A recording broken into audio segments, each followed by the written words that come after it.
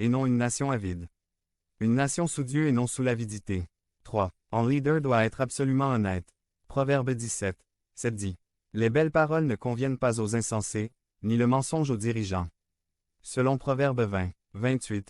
La miséricorde et la vérité soutiennent le roi, les dirigeants et les mensonges ne devraient pas être les mêmes. La personne qui ment, c'est parce que son caractère est corrompu jusqu'au plus profond de son être. Les gens ne mentent pas parce qu'ils mentent. Ils mentent parce qu'ils sont menteurs. Une personne ne ressemble pas plus à Satan que lorsqu'elle ment. C'est Jésus qui a dit dans Jean 8.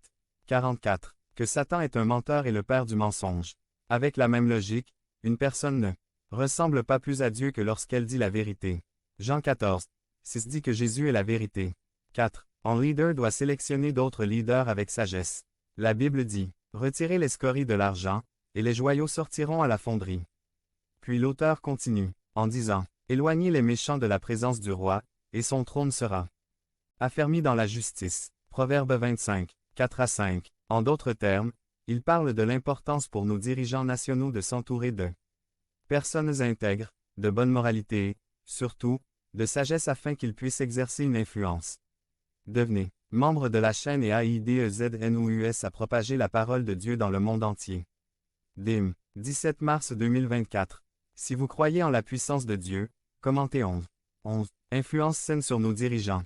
À propos, la Bible dit que le commencement de la sagesse est la crainte de Dieu. Un bon leader est connu par les assistants qu'il choisit pour l'aider à gouverner. Un dirigeant qui choisit ses assistants au caractère moral répréhensible n'est pas prêt à diriger, et encore moins une nation. Proverbe 29. 12 dit.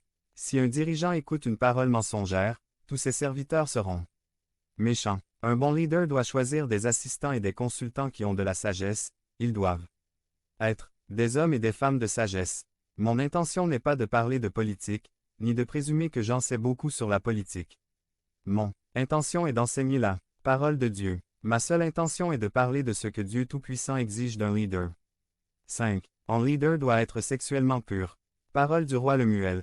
La prophétie avec laquelle sa mère lui a enseigné. Quoi, mon fils? Et quoi, fils de mon ventre? Et quoi, fils de mes désirs? Ne confiez pas votre force aux femmes, ni vos voix à ce qui détruit. Les rois. Proverbe 31, 1 à 3. Nous voyons ici une mère sage conseillant à son fils qui était roi de ne pas tomber dans les réseaux destructeurs de l'immoralité sexuelle. L'immoralité sexuelle a le pouvoir de détruire même un roi. Si un dirigeant n'a pas un bon standard de valeurs morales, comment peut-il alors établir une norme de morale pour la nation qu'il dirige? Comment les parents peuvent-ils prendre leurs enfants comme modèle et leur dire d'être comme eux?